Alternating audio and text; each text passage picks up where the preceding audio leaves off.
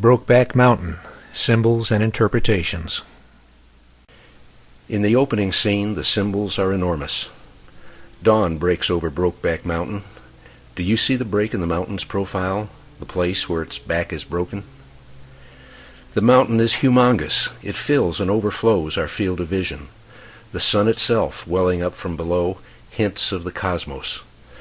The fact that it is dawn whispers the remorseless passage of time. Below the brilliant horizon cascade the smaller ridges, stair-steps inviting our eyes downward. Toward what?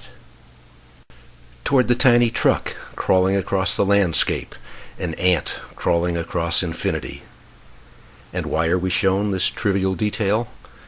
Because that truck carries the most important cargo of our puny lives, love and hope.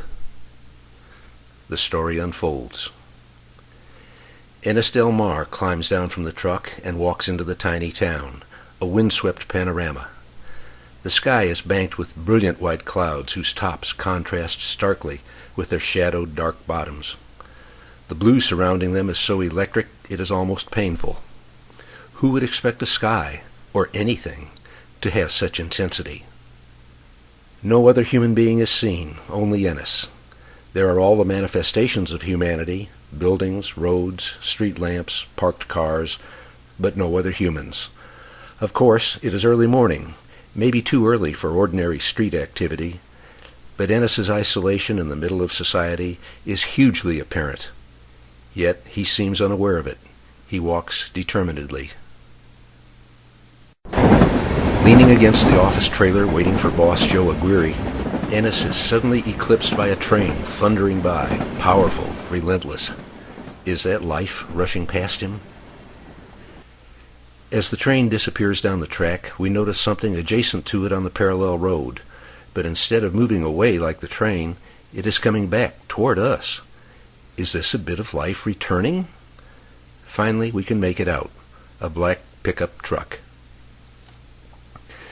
Jack Twist drives into the story, pulls into the office parking lot, gets out, and kicks his truck in disgust. Clearly, he has attitude. The young men exchange glances but do not speak. Jack makes the first move by taking a couple small steps toward Ennis. But Ennis declines to engage Jack by lowering his hat brim to interrupt their eye contact. Why? Does he think Jack may be a competitor for the job, automatically an enemy? Is he so withdrawn that he shuns casual contact? We don't know the answer, but we certainly see there is tension. Get your scrawny asses in here pronto. Joe Aguirre arrives, lays down the rules they must follow on the job. No nonsense, take it or leave it. They take it, a foregone conclusion. Outside the office, they have their first conversation. Immediately we learn that Jack is outgoing, Ennis is taciturn. Having landed their jobs, there isn't anything else to do until tomorrow when they begin work. They walk to the bar.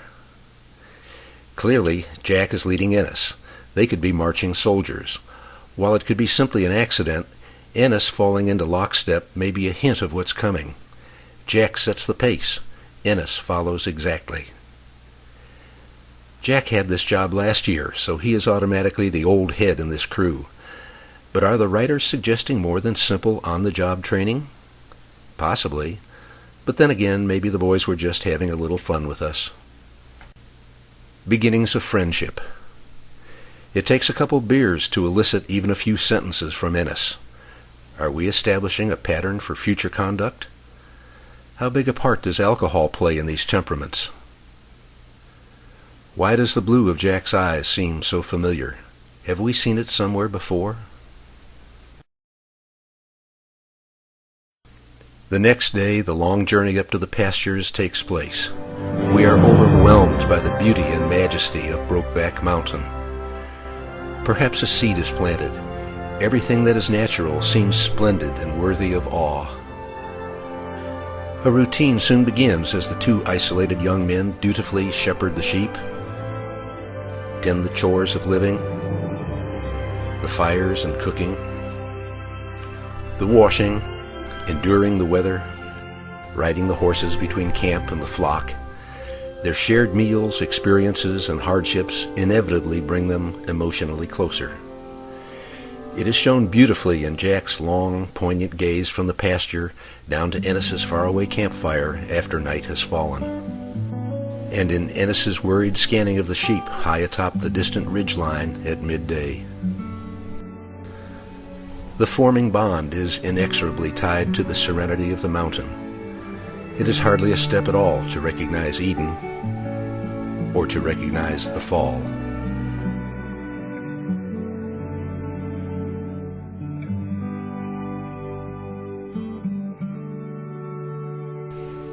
Every viewer must evaluate for themselves the weeks of isolation, the strength of the bond, the night of drinking, the inexperience, the hidden ache for sexual gratification. It may not have been pretty, but it was human. And probably, depending on the viewer's experience, it may be interpreted as anything from simply nature at work to an unleashing of the basest desires. I do not judge, only say that it was life-altering for both young men. At last, my opinion is that from this point on, the love story cannot be uncoupled from the experience of each individual viewer. While it seems clear to me that Jack and Ennis fell into profound love which foundered on the rocks of homophobia, everyone who sees the film will bring their own experiences, values, and secret feelings into the story.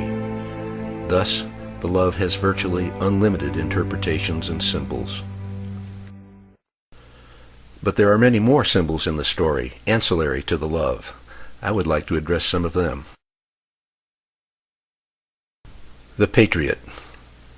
In the 4th of July episode, Ennis shows inherent family values. While the story seems to go out of its way to make the bikers offensive, Ennis's reaction is firm and quick. He confronts them with a simple statement that their loud, dirty talk is unacceptable with children present. Their hostile and threatening reply triggers Ennis to violently kick one of them in the head and threaten to bash the other's teeth in. They flee his rage. Then Ang Lee makes the closest thing to a public statement about social issues in the entire movie. Ennis stands defiant and erect against a backdrop of exploding red, white, and blue rocket bursts. He is noble, a good and justified citizen, ready, willing, and able to defend the standards of his society. And we know he's gay. Fade to black. This is the end of Brokeback Mountain Symbols and Interpretations Part 1. To continue on the YouTube page, please click BBM S&I Part 2.